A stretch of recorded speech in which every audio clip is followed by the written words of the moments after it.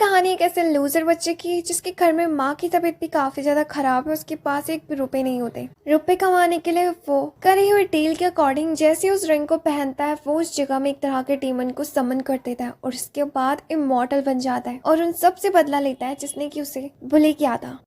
तो इस स्टोरी की शुरुआत में हम एक टीचर को देखते हैं जो कि हिस्ट्री की क्लास ले रहा होता है, जहां वो स्टूडेंट्स को बैटल ऑफ मोई के बारे में बताता, जो कि जो और टिशन के बीच में हुई थी। टिशन हिस्ट्री का एक ऐसा बंदा है जो कि डेमोनिक पावर्स को होल्ड करता था, लेकिन जो की आर्मी ने डिशन को हरा दिया था। आज भले ही डिशन मर चुका हो, लेकिन उसकी बहुत सारी चीजें आज भी कहीं ना कहीं मौजूद है, उसकी नेगेटिविटी भी। और इसके बाद वो स्टूडेंट्स को टीशंग का फिगर दिखाता है। उनमें से एक लड़की टीशंग के हाथ में जो रिंग है उसके बारे में पूछती है, क्या वाकई में म्यूजियम या फिर कहीं पर वो रिंग मौजूद है। वो टीचर बताता है कि नहीं, ये एक मिस्ट्री है, लेकिन मुझे उम्मीद है कि कहीं ना कहीं वो जरूर होगी। सबके सब स्टूडेंट्स इस लेक्चर के ऊपर काफी ज्यादा फोकस कर रहे होते हैं। वहीं दूसरी तरफ जो हमारा मेन कैरेक्टर है यानी कि यूहान, वो लास्ट बेंच में सो रहा होता है क्योंकि उसे अपने टीचर की बातों पर बिल्कुल भी यकीन नहीं था। उसी के बगल में सुनियो का ताऊ का लड़का बैठा होता है जो कि उसी के तरह काफी ज्यादा अमीर है। उसका नाम लियो है। वो यूहान से एक डील रखता है, स्कूल के बाद वो दोनों के दोनों साथ में मिलेंगे जरूरी काम के लिए। यूहान साफ इनकार कर देता है क्योंकि उसे किसी जरूरी काम से बाहर जाना था। बट जब वो उस जगह में लियो की रखी हुई रकम को देखता है तो वो काफी ज्यादा सोच में पड़ जाता है। इसके बाद जब स्कूल खत्म हो जाता है, हम देखते हैं कि यूहान अपनी माँ से मिलने के लिए आता है और हमें मालूम पड़ता है कि उसकी माँ की तबीयत काफी ज्यादा खराब है और उसके पास इतने पैसे भी नहीं है कि वो अपनी माँ के हॉस्पिटल के बिल को पे कर पाए। रही बात उसके फादर की, तो वो बचपन में दूध लेने चले गए थे और वो आए ही नहीं। एनीवे, जब भी यूहान अपनी मॉम को हॉस्पिटल में विजिट करने के लिए जाता था, उसकी मॉम का हमेशा यही सवाल रहता था उसकी सेटिंग बनी या नहीं। उस बात को यूहान हमेशा टाल देता था। अचानक से उस जगह में नर्स भी आ जाती है और यूहान को अकेले मिलने के लिए बुलाती है, जहाँ वो अकेले में यूहान से हॉस्पिटल के बिल के बारे में बात करता है। वो बताती है कि अगर तुमने बिल नहीं भरा तो ना चाहते हुए हम लोगों को तुम्हारी मॉम को यहाँ से डिस्चार्ज करना होगा और उनका इलाज यहीं पर ही रोकना होगा। इस बात को सुनकर यूहान को काफी ज्यादा बुरा लगता है और उसके पास कोई भी रास्ता नहीं था, इसलिए वो लियो के दिए हुए ऑफर के लिए तैयार हो जाता है। शाम के टाइम पर वो उससे मिलने के लिए आता है कंस्ट्रक्शन साइट में, जहाँ यूहान देखता है कि लियो के काफी ज्यादा बंदे वहाँ पर मौजूद है और दूसरी तरफ लियो के हाथ में एक रिंग है। लियो उस जगह में यूहान को रिंग पहनने के लिए कहता है और अगर उसने ये टास्क करा तो लियो उसकी मॉम की हॉस्पिटल की पूरी फीस भर देगा। ये बात यूहान को काफी ज्यादा वियर्ड लगती है और वो कहता है कि आखिर मैं इस रिंग को क्यों पहनूं। उसी वक्त उस जगह में एक सुंदर सी लड़की पीछे से कहती है कि रिंग तो तुम्हें पहननी ही होगी।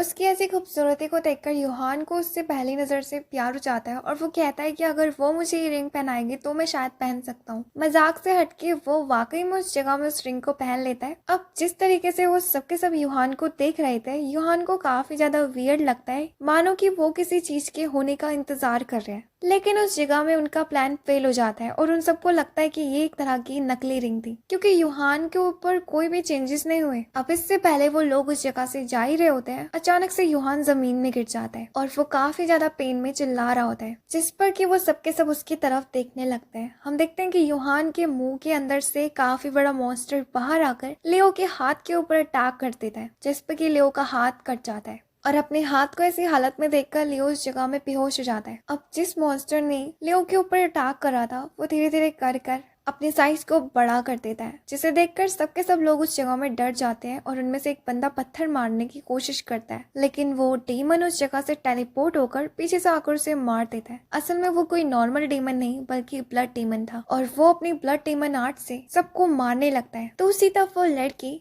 जिसका नाम हाना होता है, वो यूहान से कहती है कि जल्दी से जल्दी उस रिंग को बाहर निकालो, लेकिन यूहान ऑलरेडी कोशिश कर रहा था बट वो चाह कर भी नहीं निकाल पा रहा था। हाना उस जगह में आकर उसकी मदद करती है, लेकिन तब तक वो ब्लड डीमन उनके सामने आकर खड़ा हो जाता है, जिसे देखकर हाना को बचाने के लिए यूहान बीच में आ जाता है। अब वो ब्लड डीमन जैसे ही उनके ऊपर अटैक करने वाला ही होता है, हम देखते हैं कि यूहान उस जगह में अचानक से हाना को किस कर देता है क्योंकि मरने से पहले वो अपनी फर्स्ट किस किसी को देना चाहता था। थोड़ी देर बाद जब वो दोनों के दोनों अपनी आंखें खोलते हैं तो वो देखते हैं कि उस ब्लड डीमन के सामने एक बंदा है जो कि उससे लड़ाई कर रहा है। इसी मौके का फायदा उठाकर हाना उस जगह में यूहान का हाथ खींचते हुए उस जगह से भाग जाते हैं। दूसरी तरफ हम उस बंदे को देखते हैं, उसका नाम डैन होता है और वो अभी भी उस डीमन के साथ लड़ रहा होता है। यहाँ हम यूहान और हाना को देखते हैं जो कि भागते भागते आराम करने के लिए पास ही में एक रेस्टोरेंट में आ जाते हैं, जहाँ यूहान बिना सांस लिए पास पड़े हुए जूस को पी जाता है। लेकिन अभी भी वो उस ब्लड डीमन को देखकर टर्मराइज था कि आखिर उसने कितनी बेरहमी से लियो और उसके बंदों को मारा था। वो उस जगह में काफी ज्यादा उदास हो जाता है कि लियो भी अब मर चुका है। हाना उससे पूछती है कि आखिर तुम्हें उसकी मौत की परवाह हो रही है। यूहान कहता है कि वो मेरे चाचा का लड़का थोड़ी था, वो तो उसने वादा करा था कि वो मेरी मॉम की हॉस्पिटल की फीस भरेगा। अब थोड़ी देर बाद जैसे कि काफी ज्यादा रात हो चुकी थी, हाना यूहान को ऑफर करती है कि क्यों ना आज रात वो दोनों साथ रहे। इस बात को सुनकर यूहान के मन में लड्डू फूटने लगता है, पर जब वो होटल में पहुंचते हैं तो वहाँ के बिल को देखकर उसे हार्ट अटैक आ जाता है। लेकिन हाना उस जगह में वहाँ की पेमेंट कर देती है। तो यूहान उस जगह में सोचने लगता है कि आखिर हाना है कौन। उसके दिमाग में दो पॉसिबिलिटीज थी, पहली तो शायद वो भी मॉन्स्टर हो सकती है और क्या पता आज रात उसकी आखिरी रात हो, और दूसरी पॉसिबिलिटी तो आप सभी को पता ही है। रूम में जाने के बाद दोनों में से ऐसा कुछ भी नहीं होता। हाना ने उस जगह में यूहान को इसलिए इन्वाइट करा था क्योंकि वो असल में उस रिंग के बारे में इन्वेस्टिगेशन करना चाहती थी। इससे पहले वो अपने बारे में यूहान को बताती है कि वो साउथ सिटी के जर्नलिस्ट है। इसके बाद वो यूहान के रिंग को ऑब्जर्व करने लगती है, ये देखने के लिए कि वाकई में जो ब्लड डीमन था वो इसी रिंग से आया था या फिर नहीं। पर जैसा कि उसे पूरी इन्फॉर्मेशन चाहिए थी तो वो उस जगह में यूहान को उसकी ड्रेस निकालने के लिए कहती है। तो यूहान मना कर देता है और कहता है कि तुम्हें नहीं लगता हम कुछ ज्यादा जल्दी कर रहे हैं। उसकी ऐसी बकवास को सुनकर हाना उस जगह में से खींच के थप्पड़ मारती है, जिस पर कि वो वहीं पर ही बेहोश हो जाता है। हाना नोटिस करती है कि वो बंदा बिल्कुल भी सस्पिशियस नहीं है और वो इनोसेंट है, इसलिए वो अपना सेलफोन निकालकर जैसे ही उसमें रिकॉर्ड्स भेजने वाली थी वो नोटिस करती है कि उसका सेलफोन तो उस कंस्ट्रक्शन वाली साइट में छूट गया, इसलिए वो उस जगह से चले जाती है यूहान को वहाँ पर अकेला छोड़कर। तो उसी तरफ हम यूहान को उसके सपने में देखते हैं जहाँ पर कि उसे ब्लड डीमन दिखाई देता है, कैसे वो ब्लड डीमन लोगों को बड़ी बेरहमी से मार देता है। तभी अचानक से वो यूहान के पास आ जाता है, जिसे देखकर यूहान का इस बुरा सपना टूट जाता है। इससे पहले कि वो कुछ समझ पाता, रूम में काफी सारे पुलिस ऑफिसर्स एंट्री लेते हैं और वो उस जगह में यूहान को अरेस्ट कर लेते हैं। उनमें से एक बंदा था जिसका नाम मे था और उसकी एक पार्टनर कीबा भी थी जो कि उस पुलिसमैन के ग्रुप्स को लीड कर रहे थे। और उन लोगों ने यूहान को इसलिए पकड़ा है क्योंकि वो सस्पेक्ट हुआ है उन लोगों के मौत के कारण के पीछे जिन्हें कंस्ट्रक्शन साइट में मारा गया था। यूहान उन्हें समझाने की कोशिश करता है कि ये सब कुछ एक ब्लड डीमन ने करा है, लेकिन वो दोनों के दोनों सुनने के लिए तैयार ही नहीं थे। अब जिस पे कि यूहान उस जगह में हाना का नाम ले लेता है, तो अगले सीन में हम उन्हें पुलिस डिपार्टमेंट में देखते हैं जहाँ पर कि हाना मौजूद थी। लेकिन जब यूहान हाना की बॉडी को देखता है तो वो काफी ज्यादा शॉक हो जाता है क्योंकि उसकी पूरी बॉडी में काफी बड़ा बाउंड लगा हुआ था और उसकी हालत भी बहुत ज्यादा खराब थी, इवन कि वो डेड थी। तो यूहान को बिल्कुल भी यकीन नहीं होता क्योंकि कल रात ही तो वो उसके साथ थी और आज अचानक से, इसलिए वो उस जगह में हाना को उठाने की कोशिश करने लगता है, ये कहते हुए कि बताओ सबको मैं बेकसूर हूँ। मेरे को काफी ज्यादा गुस्सा आती है और वो यूहान के ऊपर अटैक कर देता है उसे रोकने के लिए। इसके बाद वो यूहान को डिटेंशन हाउस में ले जाने लगता है कार में बैठा के, जहाँ यूहान को अचानक से एक विजन आता है उसके दिमाग के अंदर, जहाँ ब्लड डीमन उससे कह रहा होता है कि मेरे साथ हाथ मिला लो, मैं तुम्हें इस जगह से भागने में मदद करूंगा। लेकिन यूहान उसके ऑफर को रिजेक्ट कर देता है। तो जाने से पहले वो ब्लड डीमन कहता है कि तुम जहाँ जहाँ जाओगे मैं वहीं जाऊंगा और वहाँ तबाही मचाऊंगा। उसकी बातों पर यूहान काफी ज्यादा डर जाता है। लेकिन यहाँ इसके बाद जब वो लोग रास्ते में जा ही रहे होते हैं, हम देखते हैं कि यूहान अपनी माँ के बारे में सोचता है कि अगर उन्हें मालूम पड़ेगा कि मैं अरेस्ट हो चुका हूँ एज ए क्रिमिनल के तौर पर तो उन्हें कितना ज्यादा हर्ट होगा और कहीं इसके वजह से उनकी तबीयत और भी खराब ना हो जाए। इस बात को सुनकर वो उस जगह से भागने की कोशिश करने लगता है, लेकिन मैं और कीबा आकर उसे रोकने लगते हैं। तभी अचानक से उनकी कार के ऊपर कोई अटैक करता है, तो उस एक्सीडेंट की वजह से वो तीनों के तीनों ही बेहोश हो जाते हैं। यहाँ जब यूहान की आंख खुलती है तो वो देखता है कि कुछ मास्क पहने हुए लोग उनके आस पास में है।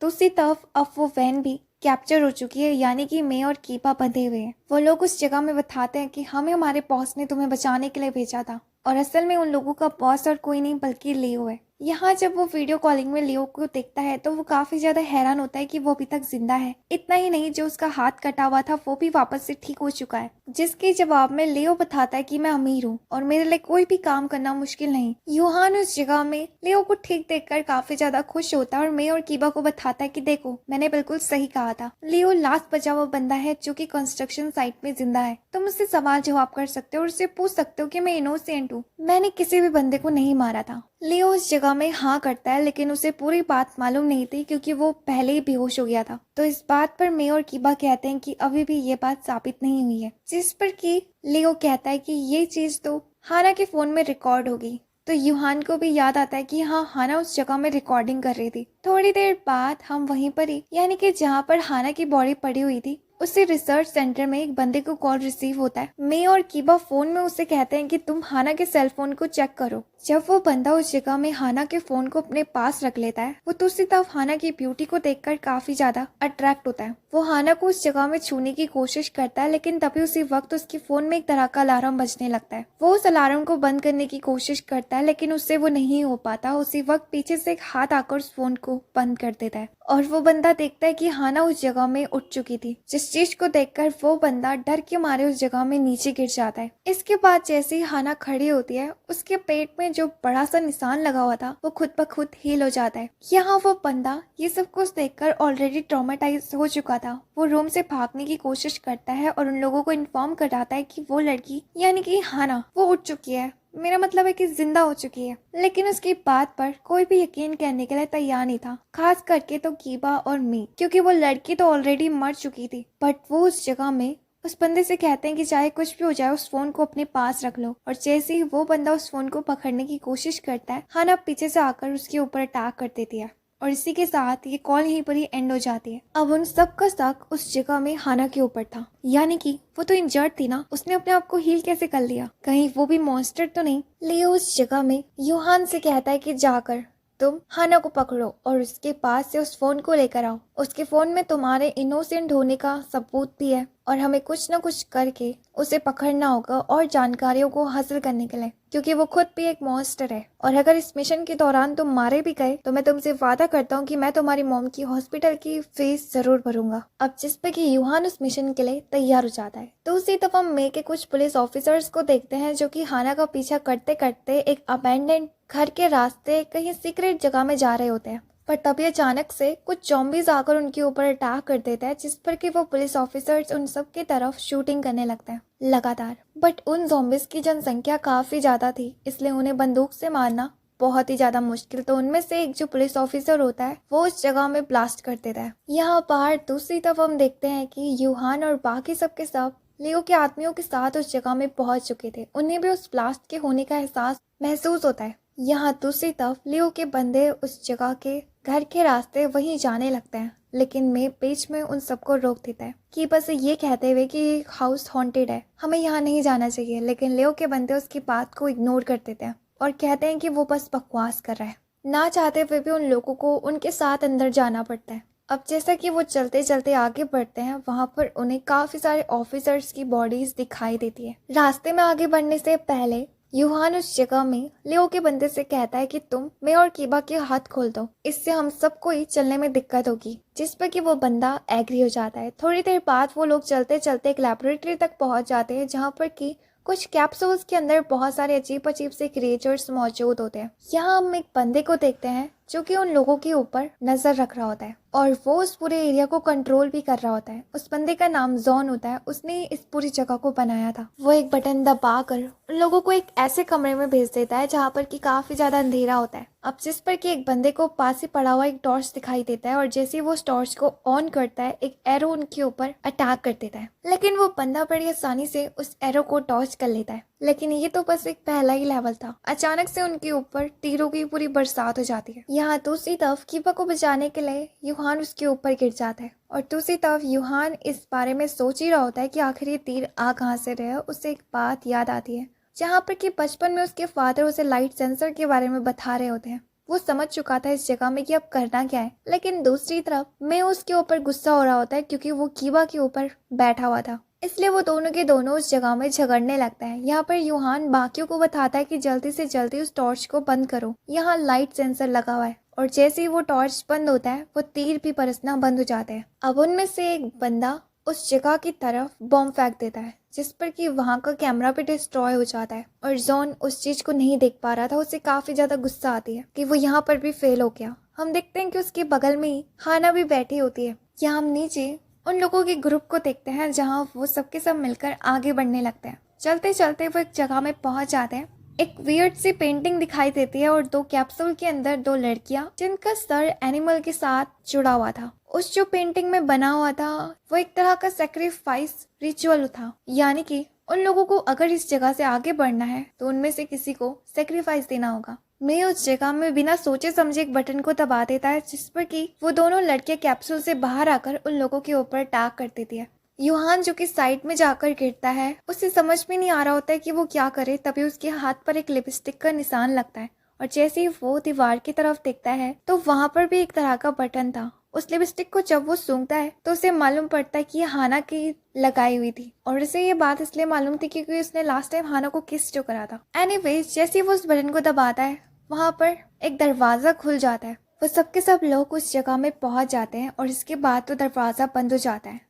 वो जहाँ पर खड़े थे वो एक तरह का एलिवेटर था, इसलिए वो नीचे की तरफ जाने लगता है। नीचे के फ्लोर पे आकर जैसे ही वो एलिवेटर रुकता है तो वहाँ पर एक तरह का ऑपरेशन रूम था जहाँ पर एक लड़की लेटी हुई थी। वो सबके सभी डरे हुए थे, इसलिए वो डिसाइड करने लगता है कि कौन आगे जाएगा। तभी लियो के बंदा मे के सर के ऊपर गन पॉइंट कर देता है और उसे आगे बढ़ने के लिए कहता है। अब जिस पे कि मे आगे बढ़ने लगता है और देखता है कि वो लड़की अभी भी जिंदा है। इसके बाद जब वो लड़की होश में आती है तो वो अपने आप को इस हालत में देखकर काफी ज्यादा शॉक होती है और उसे तो खुद भी नहीं मालूम था कि वो यहाँ पर आई कैसे। यहाँ मे को देखते हैं जो कि उसे पहचान लेता है क्योंकि उसकी शक्ल उसकी फेवरेट एक्ट्रेस की तरह मिल रही थी, यानी कि लिली की तरह, और इसलिए वो उसके ऑटोग्राफ के लिए आगे बढ़ने लगता है। इससे पहले कीबा बीच में आकर उसे रोक देती है और कहती है कि एटलीस्ट पहले उसे आराम तो करने दो। यूहान को उस जगह पर सस्पिशियस लग रहा होता है और उस लड़की के गले में एक तरह के निशान को नोटिस करता है। यहाँ पर वो उन लोगों को अलर्ट रहने के लिए कहता है और तभी उसी वक्त लिली पीछे से उनके ऊपर अटैक कर देती है। वो अटैक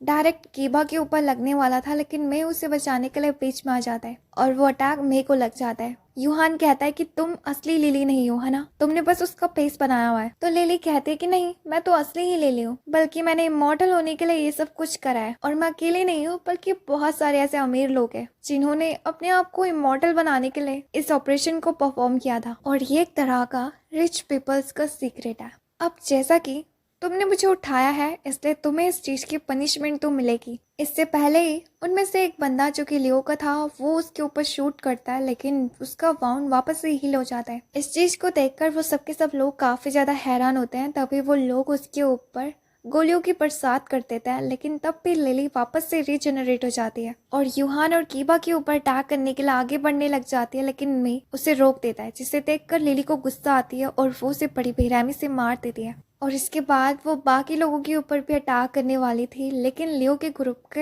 एक जो कैप्टन होता है उस जगह में वो लिली के ऊपर शूट करने लगता है बाकियों को भागने के लिए मौका देने के लिए। जैसे ही यूहान और कीबा उस जगह से निकलते हैं हम देखते हैं कि वो कैप्टन उस जगह में बॉम्ब ब्लास्ट कर देता है, जिस ब्लास्ट में वो भी लिली के साथ फट जाता है। यहाँ जब यूहान और कीबा बाहर आते हैं तो जो लियो का एक ग्रुप होता है उनमें से एक बंदा उससे पूछता है कि हमारा कैप्टन कहाँ है। यूहान बताता है कि उसने हमें बचाने के लिए अपने आप को सेक्रीफाइस कर दिया, जिस बात पर उस बंदे को काफी ज्यादा बुरा लगता है, लेकिन वो उनसे कहता है कि अब तुम में से एक को हम बाकी लोगों की जान बचाने के लिए अपने आप को सेक्रीफाइस करना होगा। इसलिए वो उस जगह में कीबा के पैर के ऊपर शूट कर देता है। गोली लगने के बाद कीबा काफी ज्यादा कमजोर हो जाती है और इंजर्ड भी। वो लोग उस जगह में यूहान से कहते हैं कि चलो हमारे साथ, इस लड़की को यहीं रहने दो, लेकिन यूहान आने से साफ इनकार कर देता है, तो जिस पर वो बंदे खुद ही उस जगह से भाग जाते हैं। इससे पहले एक एक्सप्लोजन डिवाइस को उस जगह में छोड़ते हुए जाकर तो उसी तब हम जॉन को देखते हैं जो कि काफी ज्यादा गुस्सा था हाना की ऐसी हरकत को देखकर। उसी ने उस जगह पर लिपस्टिक लगाई थी जिसके बारे में जॉन को भी मालूम पड़ चुका था, इसलिए वो उसके ऊपर गुस्सा करने लगता है, ये कहते हुए कि तुम्हारी वजह से वो लोग यहाँ तक पहुँचने वाले हैं। आखिर इस चीज की जिम्मेदारी कौन लेगा? तुम्हारी वजह से मेरी आदत से भी ज्यादा ये जगह ब्लास्ट हो चुकी है। हाना उस जगह में ऐसे प्रिटेंड कर रही होती है जैसे कि उसने कुछ करा ही नहीं है, जिस पर कि जॉन को काफी ज्यादा गुस्सा आती है और वो उस जगह में हाना को लॉक कर देता है। अब इससे पहले हाना उस जगह से भागने की कोशिश करती है। जॉन उसे इलेक्ट्रिक शॉक देकर उस जगह में बेहोश कर देता है। दूसरी तरफ जिस साइड यूहान और कीरा होते हैं, उन्हें ऑपरेशन रूम से आवाजें आने लगती हैं जहाँ पर कि लिली मौजूद थी, जिसे देखकर कीरा यूहान को उस जगह से भाग जाने के लिए कहती है क्योंकि वो इस जगह में सेक्रीफाइस के लिए चूज की गई थी। यूहान साफ मना कर देता है, ये कहते हुए कि मैं किसी लड़की को यहाँ अकेला छोड़ के कायरो की तरह नहीं भाग सकता। इसके बाद वो खुद लिली की तरफ बढ़ने लगता है, कीरा कितने मना करने के बावजूद भी। यहाँ हम यूहान को देखते हैं जिसे अपने नजदीक आता थे। लिली उसके ऊपर अटैक करने के लिए आगे बढ़ती है, लेकिन उसी वक्त यूहान उस जगह में कहता है कि मैं तुम्हें अपनी बॉडी देने के लिए तैयार हूँ, लेकिन तुम्हें मुझसे वादा करना होगा कि तुम्हें इस डीमन को मारना होगा और जो मेरे साथ एक लड़की है उसको हॉस्पिटल में जाकर इलाज भी कराना होगा। यूहान को अपने आप से बात करता हुआ सुनकर लिली उस जगह में काफी ज्यादा कंफ्यूज होती है और उसके ऊपर हंसने लगती है, ये कहते हुए कि क्या तुम मुझसे बात कर रहे हो। लेकिन यूहान उसके पीछे इशारा करता है जहाँ पर की ब्लड डीमन होता है। वो पीछे से आकर बड़ी बेरहमी से लिली के ऊपर अटैक कर देता है और धीरे धीरे करके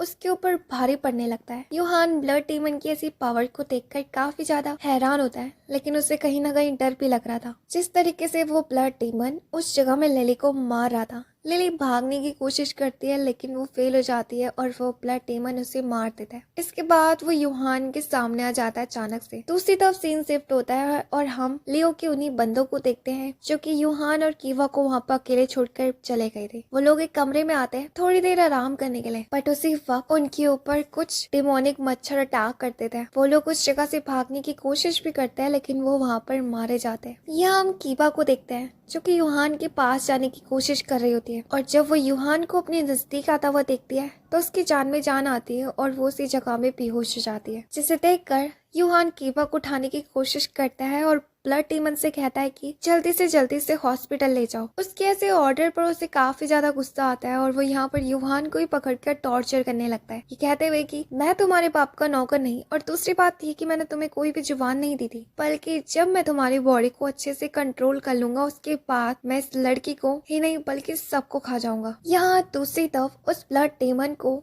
जॉन भी अपने कैमरे में देख लेता है, जिसे देखकर वो काफी ज्यादा ट्रॉमराइज हो जाता है। असल में ये वही डीमन है जो कि हाना के फोन में भी रिकॉर्ड है, कैसे उन लोगों ने उस रिंग की मदद से उसे समन किया था और अभी इसी वक्त वो कैमरा फुटेज में उसके सामने है, जिसे देखकर वो काफी ज्यादा डर जाता है। यहाँ हम यूहान को देखते हैं जिसकी बॉडी के ऊपर वो ब्लड डीमन पूरा कंट्रोल करने वाला ही था कि उससे पहले उस जगह में उस ग्रुप का कैप्टन भी आ जाता है और हमें यहाँ पर रिवील होता है कि वो कैप्टन और कोई नहीं बल्कि डैन है, जिसने लास्ट टाइम यूहान की जान बचाई थी और इस बार भी वो ब्लड डीमन के साथ फाइट कर रहा होता है। उन दोनों की आपस की बातचीत पर यूहान को मालूम पड़ता है कि जो डैन है वो जोन क्लैन के डिसेंडेंट्स हैं और दूसरी तरफ जो वो ब्लड डीमन है वो और कोई नहीं बल्कि जेनसेन है। हजारों सालों से वो उस रिंग के अंदर क्या था, लेकिन अब जैसा कि यूहान ने उस रिंग को पहन चुका है तो जेनसेन उसकी बॉडी के अंदर आ सकता है और ये चीज डैन बिल्कुल भी होने नहीं देगा, इसलिए वो ब्लड डीमन के साथ लड़ रहा है। यूहान देखता है कि वो ब्लड डीमन कितना ज्यादा स्ट्रॉन्ग है डैन से, लेकिन तभी भी डैन उसके साथ बराबरी का मुकाबला कर रहा होता है, उसके हर वार को डॉज कर रहा होता है, जिसे देखकर यूहान काफी ज्यादा इम्प्रेस होता है क्योंकि डैन तो सिर्फ एक नॉर्मल ह्यूमन है। यहाँ हम जॉन के कंट्रोल रूम का सीन देखते हैं। वहाँ उसने हाना को कैद करा हुआ था, उसे बांध के रखा हुआ था और वो उसके ऊपर एक्सपेरिमेंट करने जा रहा था, यानी कि वो उसके सर को एक बकरे के सर से मिक्स करना चाहता था। जब ये बात हाना को मालूम पड़ती है होश आने के बाद, तो वो उसे रोकने की पूरी कोशिश करती है, उसे ये कहते हुए कि अगर ये बात बॉस को मालूम पड़ी तो वो तुम्हारे ऊपर कितना ज्यादा गुस्सा करेंगे। यहाँ पर किस बॉस की बात हो रही है वो हमें बाद में मालूम पड़ेगा, लेकिन जॉन हाना से कहता है कि जो तुमने करा है वो भी बिल्कुल सही नहीं था। एक तो तुमने ब्लड डीमन के बारे में बात हमसे छुपाई और दूसरा कि तुम उन लोगों की मदद कर रही हो। जॉन जैसे ही उसके नजदीक पड़ने लगता है, हम देखते हैं कि हाना खींच कर उसके ऊपर लात मारती है, जिस पर कि जॉन को अपनी मौत दिखाई देने लगती है। उसी वक्त वो शेल्फ से टकरा जाता है और शेल्फ से कैप्सूल नीचे गिरकर टूट जाती है और उसमें से एक हाथ बाहर आ जाता है। वो हाथ वाला क्रिएचर इधर उधर भागने लगता है और सिस्टम के साथ छेड़छानी करने लगता है, जिसे देखकर जॉन उसे रोकने की कोशिश करता है, लेकिन तब तक देरी हो चुकी थी क्योंकि उस हाथ वाले क्रिएचर ने उस जगह के सारे डिस्ट्रक्शन वाले सिस्टम को खोल चुका था। इवन कि अब तो लैबोरेटरी भी डिस्ट्रक्ट होने वाली थी, जिसे देखकर जॉन अपने कीमती कागजों को लेकर उस जगह से भागने लगता है, हाना को उस जगह में अकेला छोड़कर। तो उसी तरफ हम उसी जगह का सीन देखते हैं जहाँ पे कि डैन ब्लड डीमन के साथ लड़ाई कर रहा था, लेकिन इस छोटे से डिस्ट्रैक्शन की वजह से वो ब्लड डीमन डैन के ऊपर अटैक कर देता है और वो उसे जैसे ही मारने वाला था, हम देखते हैं कि यूहान उससे अपनी बॉडी के अंदर खींचने लगता है वापस से। वो ब्लड डीमन यूहान की बॉडी के ऊपर कंट्रोल करने की पूरी कोशिश करता है, लेकिन यूहान उसे अपने ऊपर हावी नहीं होने देता। इवन कि वो अपने आप को उस ब्लड डीमन से भी छुड़ा लेता है और उसे ले आता है। हम देखते हैं कि इस प्रोसेस के दौरान यूहान की एक आंख लाल हो चुकी थी, लेकिन वो वापस से नॉर्मल हो जाता है और उस जगह में वो दोनों के दोनों कंफ्यूज थे कि अभी हुआ क्या। डैन कहता है कि मुझे मालूम है इन सारे सवालों का जवाब कौन दे सकता है, लेकिन उससे पहले हमें इस जगह से बाहर निकलना होगा। यूहान उस जगह में मे को ढूंढने लगता है क्योंकि उसने उसे सुरक्षित जगह में छोड़ तो दिया था, लेकिन अब वो उसे वापस कैसे लेकर आएगा। पर तभी अचानक से उसके ऊपर हाना आकर गिर जाती है, जिसे देखते ही डैन उस जगह में उसके ऊपर अटैक कर देती है क्योंकि वो जॉन के साथ मिली हुई थी और वो भी उन्हीं की तरह मॉन्स्टर क्लैन की थी। बट उसी वक्त उस जगह में यूहान उसे रोक देता है, ये कहते हुए कि हाना की इसमें कोई गलती नहीं है, बल्कि वो तो हमारी मदद कर रही थी हमें रास्ता दिखाने के लिए। और उसके हाथ पैरों पे निशान देखकर ऐसा लगता है कि वो खुद भी वहाँ पर कैद थी। डैन को इस बात पर थोड़ा सा भी यकीन नहीं होता, लेकिन हाना उस जगह में उससे कहती है कि अगर हम सब के सब इस जगह से बाहर नहीं निकले तो हम यहाँ पर मारे जाएंगे, क्योंकि ये जगह पूरी तबाह होने वाली है थोड़ी देर में। अगर तुम्हें मेरे ऊपर यकीन नहीं है तो तुम यहाँ रुक सकते हो। लेकिन उस जगह की हालत देखकर उन सबको मालूम पड़ चुका था कि हाना बिल्कुल सच कह रही है, इसलिए वो सबके सब उस जगह से निकलने लगते हैं। जहाँ रास्ते के बीच में हाना यूहान से कहती है कि तुम्हें कीबा की चिंता करने की जरूरत नहीं है, वो बिल्कुल सुरक्षित जगह में होगी। तभी अचानक से यूहान रुक जाता है और आगे की तरफ इशारा करने लगता है डर के मारे, जिसे देखकर वो लोग भी नोटिस करते हैं कि आगे तो एक टाइम बॉम्ब रखा हुआ है जो कि अब फटने ही वाला है। जिसे देखकर डैन कहता है कि फिर हमें थोड़ा पीछे हट जाना चाहिए और उसके फटने का इंतजार करना चाहिए। हाना कहती है कि बेवकूफी मत करो, अगर ऐसा हुआ तो ये रास्ता ब्लॉक भी हो सकता है और हम यहाँ फंस जाएंगे। क्या तुम यहाँ पर घुट घुट कर मरना चाहते हो? नहीं ना, तो फिर इस जगह से बाहर चले जाओ, मेरे पास एक रास्ता है। लेकिन वो उस जगह में यूहान को रोक देती है कंपनी के लिए, तो उसकी तरफ डैन थोड़ा पीछे चले जाता है। उसके जाते ही हाना उस जगह में उसे अपने कपड़े देने लगती है, ये कहते हुए कि पीछे देखने की कोई भी जरूरत नहीं है, और इसके बाद वो खुद उस बॉम्ब की तरफ बढ़ने लगती है। बट हम देखते है कि यूहान तभी भी पीछे देख ही लेता है, जहां वो देखता है कि कैसे जैसे ही हाना उस बॉम्ब के नजदीक जाती है वो फट जाता है। लेकिन जैसे ही उस जगह से धुआं साइड होता है तो उसे वहां पर हाना की बॉडी में बहुत सारे पैटर्न्स दिखाई देते हैं। इसका मतलब ये था कि उसने उस ब्लास्ट का जितना भी डैमेज था उसे अब्सॉर्ब कर लिया था। और इसके बाद हाना वापस आती है यूहान से ये कहते हुए तुमने जो देखा उसे किसी को मत बताना। थोड़ी देर बाद उस जगह में डैन भी पहुंच जाता है। उस ब्लास्ट की आवाज सुनकर उसे लगा था कि शायद हाना ने यूहान के ऊपर अटैक कर दिया है, लेकिन ऐसा कुछ भी नहीं था। उसी वक्त उस जगह में पानी भरने लगता है, तो वो तीनों के तीनों उस जगह से निकलने लगते हैं आगे बढ़ते बढ़ते, जहाँ उन्हें रास्ते में पानी के बीच तैरते हुए कुछ बंदे दिखाई देते हैं जो कि डैन के ही थे। और ये वही लोग थे जो कि कीबक और यूहान को उस जगह में छोड़कर भाग गए थे। उनकी ऐसी डेड बॉडी की हालत देखकर वो लोग काफी ज्यादा हैरान होते हैं, लेकिन हाना बताती है कि तुम्हें घबराने की जरूरत नहीं है, ये सब कुछ उन मॉस्किटोज का काम है और ये तब तक हमला नहीं करते जब तक कि इन्हें कोई आवाज ना सुनाई दे। तभी अचानक से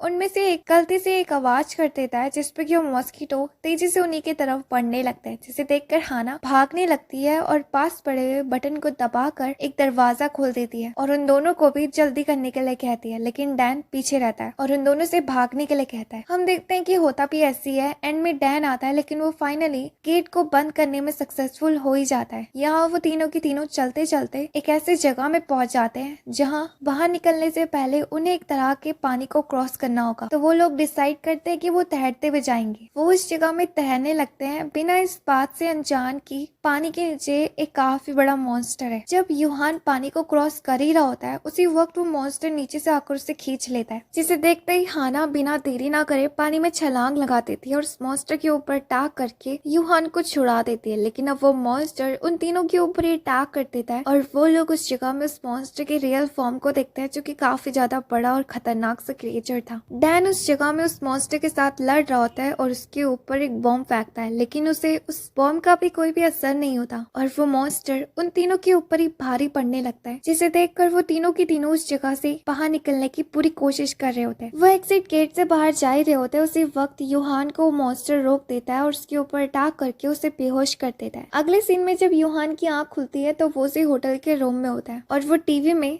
अपने ही बारे में एक न्यूज देखता है जहाँ पर कि मे और कीबा के गायब होने का रीजन उसे ही बता रहे थे, इसलिए उसे शहर में पुलिस हर जगह ढूंढ रही है। जिस चीज को देखकर यूहान को काफी ज्यादा गुस्सा आता है क्योंकि ये काम तो उसने करा ही नहीं, लेकिन आखिर वो पुलिस वालों को कैसे एक्सप्लेन करेगा। तभी वो अपने फोन में उस मैसेज को देखता है जो कि असल में डैन ने उसके लिए भेजा था। वो यूहान से कुछ जरूरी बात करने के लिए उसे एक जगह में बुलाता है, लेकिन इससे पहले यूहान को अपनी मॉम के पास जाना था। उन्हें ये बात बतानी थी कि ऐसा कुछ भी नहीं है, यूहान बिल्कुल बेकसूर है। अगले सीन में हम उसे हॉस्पिटल में देखते हैं उसकी माँ के पास। जो डर था वही होता है, उसकी माँ को भी उसके बारे में खबर मिल चुकी थी। यूहान अपनी मॉम को समझाने की पूरी कोशिश करता है कि उसने कुछ भी नहीं करा, आप बस मेरे ऊपर यकीन रखिए। लेकिन यूहान के लिए सबसे बड़ी मुसीबत तो कीबा को ढूंढना था, क्योंकि कीबा की वजह से ही पुलिस यूहान को पूरी सिटी में ढूंढ रही है। क्योंकि कीबा कोई नॉर्मल ही लड़की नहीं थी, बल्कि असल में वो मेयर की बेटी है। मेयर उस सिटी का सबसे अमीर आदमी है और वो अपनी बेटी को ढूंढने के लिए किसी भी हद तक गिर सकता है। यूहान जब अपनी माँ से उस जगह में बात कर ही रहा होता है तभी वहाँ पर पुलिस भी पहुंच जाती है, लेकिन यूहान खिड़की से कूदकर उस जगह से भाग जाता है। दूसरी तरफ हम जॉन को देखते हैं। मॉन्स्टर या फिर क्रॉप्स क्लैन का बॉस के पास आता है और यहाँ पर एक बात रिवील होती है कि क्रॉप्स क्लैन का लीडर और कोई नहीं है बल्कि वही है जिसे कि हमने स्टोरी की स्टार्टिंग में उस टीचर को देखा था जो बच्चों को हिस्ट्री की क्लास दे रहा था, यानी कि ल्यूक। जॉन उस जगह में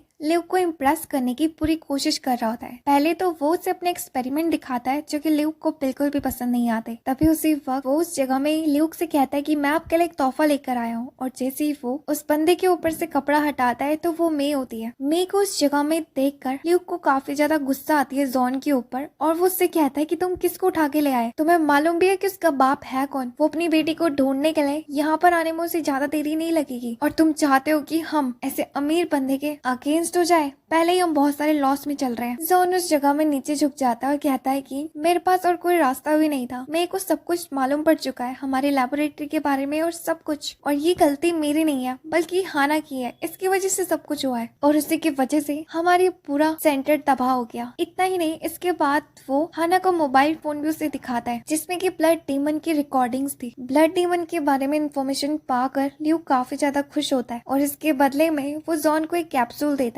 जिसे पाकर जॉन बिना कुछ सोचे समझे खा जाता है, ये सोचते हुए कि इससे उसका लेवल बढ़ेगा। यहाँ ल्यूक इसके बाद मे को देखने लगता है और तभी दूसरी तरफ पीछे से आवाज आती है जो कि असल में हाना की होती है। हाना तब से सब कुछ सुन रही थी क्योंकि वो पुल के अंदर ही थी। हाना को उस जगह में देखकर जॉन को काफी ज्यादा गुस्सा आती है और वो उसके ऊपर अटैक करने के लिए पड़ने लगता है क्योंकि उसकी वजह से उसकी पूरी लेबोरेटरी तबाह हो गई थी। लेकिन हाना बड़ी आसानी से उसके पंच को रोक देती है, इवन की उसको ही नॉक करके जमीन में पटक देती है। इसके बाद ल्यूक हाना को उसका मोबाइल लौटा देता है जिसे देखकर जॉन को काफी ज्यादा गुस्सा आती है कि वो दोनों के दोनों मिले हुए हैं। इतना ही नहीं, जॉन को अपनी बॉडी के अंदर काफी ज्यादा कमजोरी महसूस होती है जिसका मतलब साफ था कि ल्यूक ने उसे कोई गलत दवाई दी है। अब गुस्से में आकर जॉन उस जगह में अपनी मॉन्स्टर वाली बॉडी में कन्वर्ट हो जाता है और हाना के ऊपर अटैक कर देता है। हाना उसके सारे अटैक से अपने आप को बचा लेती है। अब गुस्से में आकर जॉन जैसे अपने वेपन से उसके ऊपर अटैक करता है तो हाना उसे भी डॉज कर लेती है, लेकिन वो वेपन डायरेक्ट ल्यूक के पास चले जाता है जिसे देखकर ल्यूक को काफी ज्यादा गुस्सा आती है और जॉन इससे पहले कि माफी मांगता ल्यूक अपनी आंख की एक पट्टी हटाकर अपनी पावर से उसे पकड़ लेता है और यही ल्यूक की पावर्स थी। उसकी आंख से निकले हुए टेंटिकल्स जॉन की बॉडी को पूरा तबाह कर देती है बिना एक भी निशान छोड़े हुए। असल में वो एक तरह का ब्लैक डीमन है। हाना उसकी ऐसी पावर्स को देखकर काफी ज्यादा इम्प्रेस होती है, लेकिन ल्यूक उससे कहता है कि ज्यादा खुश होने की जरूरत नहीं है, मुझे मालूम है कि तुमने ये सब कुछ जॉन से बदला लेने के लिए करा था, है ना? अब सिर्फ अपने काम पर फोकस रखो। ना ही मुझे वो यूहान चाहिए और ना ही वो ब्लड डीमन और उसके रिंग, मुझे सिर्फ वो कल्टीवेशन प्लेस ढूंढ कर दो। मुझे कुछ भी करके उस जगह को हासिल करना होगा और वहाँ जाकर अपनी असली पावर्स को हासिल करना है। उसकी ऐसी बातों पर हाना एग्री हो जाती है। तो उसी तरफ हम यूहान को देखते हैं जो कि भाग रहा होता है पुलिस ऑफिसर्स से। तभी अचानक से उसके सामने एक कार आकर रुकती है और उस कार के बंदे उसे अंदर बैठा लेते हैं। यूहान को जब ये बात मालूम पड़ती है कि ये कार लियो की है तो उसे काफी ज्यादा गुस्सा आती है क्योंकि उसकी वजह से ही वो इतनी बड़ी मुसीबत में फंस गया। वो इसके ऊपर अटैक करने लगता है, लेकिन तभी उसी वक्त उसके बंदे आकर उसे रोक देते हैं। लियो कहता है कि तुम्हें बस इस अंगूठी से छुटकारा पाना है ना? तो अब इसको निकालने का बस एक रास्ता बचा है, आखिरी। वो यहाँ पर उसकी उंगली को काटने का डिसीजन लेता है जिसे देखकर यूहान काफी ज्यादा डर जाता है और उससे कहता है कि प्लीज तुम ऐसा नहीं कर सकते, मेरे पास एक और रास्ता है। डैन ने मुझसे वादा करा है कि वो इस अंगूठी को निकालने का एक रास्ता जानता है। तो जिस बात को सुनकर लियो उसे एक चांस देता है और कार से बाहर फेंक देता है, ये कहते हुए कि कुछ भी करके इस अंगूठी को वापस निकालना। एनीवेज अब उसके पास कोई कपड़े नहीं थे, इसलिए वो पास की शॉप से कपड़े चुरा लेता है और बस से निकल पड़ता है उसी जगह की तरफ जिसके बारे में डैन ने उसे बताया था। उस पहाड़ी में चलते चलते वो काफी ज्यादा थक जाता है और भूख की वजह से वो जमीन में गिर जाता है। तभी अचानक से उसे एक लड़की की चिल्लाने की आवाजें सुनाई देती है और जब उसे ये बात मालूम पड़ती कि वो लड़की और कोई नहीं बल्कि उसी की क्लासमेट है, तो वो उसे बचाने का डिसीजन लेता। असल में कुछ लोग उसके पीछे पड़े हुए थे और वो उसे एक तरह का पेंडेंट निकालने के लिए कहते हैं जो कि उसने अपने गले में पहना हुआ है। वो लड़की बताती है कि ये मेरी फैमिली ने मुझे दिया है और मेरे पास बचपन से था, आखिर मैं इस कीमती चीज को आपको कैसे दे सकती हूँ। लेकिन वो उसकी बातों पर यकीन करने के लिए तैयार ही नहीं थे। वो कहते हैं कि ये पेंडेंट हमारे माउंट मुई से जुड़ा हुआ है और अगर तुमने इसे हमें नहीं दिया तो हम तुम्हारे ऊपर शूट करेंगे। भागते भागते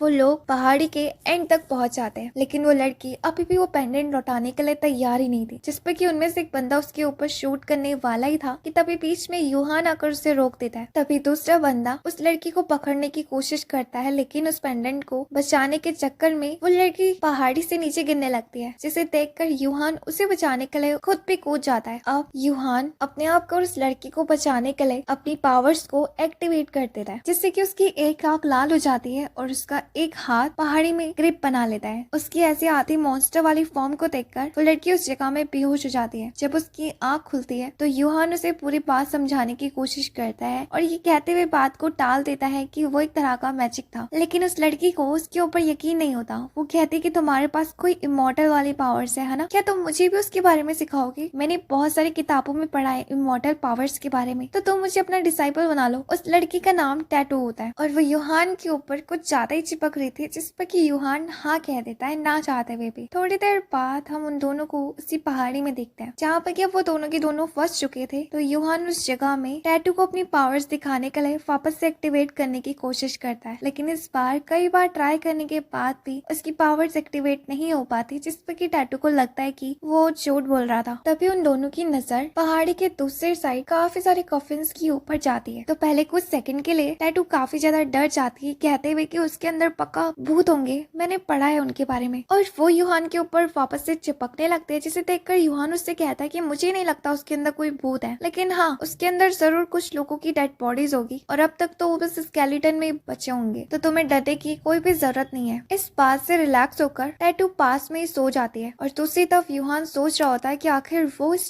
पहाड़ी से कैसे निकलेंगे। सोने से पहले वो पास ही मौजूद कफन के ऊपर हल्का होने लगता है और जैसे ही वो वापस जा रहा होता है सोने के लिए, उसी वक्त उसे अपने पीछे से कुछ आवाजें सुनाई देने लगती है और जैसे ही वो पीछे मुड़कर देखता है तो वो देखता है कि जिस कफन के ऊपर वो हल्का हो रहा था उसमें से एक बंदा बाहर आकर यूहान से बात करने की कोशिश कर रहा होता है, जिसे देखकर यूहान डर के मारे उस जगह में चिल्लाने लगता है और उसकी चिल्लाने की आवाज से टैटू भी उठ जाती है और वो भी चिल्लाने लगती है। यहाँ वो छोटा सा क्रिएचर उन दोनों को शांत कराने की कोशिश करता है और यूहान से कहता है कि मैं कब से तुम्हें ढूंढ रहा हूँ, मुझे इस जगह में डैन ने भेजा है और मैं उसका मास्टर हूँ। इस बात को सुनकर यूहान की जान में जान आती है। दूसरी तरफ टैटू इस बात को सुनकर काफी ज्यादा हैरान होती है कि वो मास्टर है और उसे काफी सारी पावर्स के बारे में मालूम है, इसलिए वो उस जगह में उसे अपना मास्टर बनाने के लिए कह रही होती है। तो वो छोटा सा क्रिएचर कहता है कि वो लड़कियों को स्टूडेंट नहीं बनाता, वो अलग बात है कि अगर तुम मेरी बीवी बनने के लिए तैयार हो तो। उसकी ऐसी बातों को दूर खड़ा यूहान भी सुन रहा होता है कि वो तो फ्लर्टिंग में उससे भी ज्यादा बेहतर है। हम देखते हैं कि टैटू उसकी बातों पर हाँ कर देती है और इसके बाद वो बंदा उन दोनों को ही उस जगह से ले जाने के लिए कहता है, लेकिन जाने से पहले वो उन दोनों को रास्ते में अपनी आंख ना खोलने के लिए कहता है और जैसे ही वो तीनों के तीनों उस जगह से कूदते हैं हम देखते हैं कि बीच में यूहान अपनी आंख को खोल देता है, लेकिन अब वो एक ऐसी जगह में पहुंच चुका था जहाँ पर उसके पास कोई भी नहीं था, ना ही यूहान और ना ही टैटू। वहाँ पर कुछ लोग बैठे होते हैं एक बूढ़े आदमी के सामने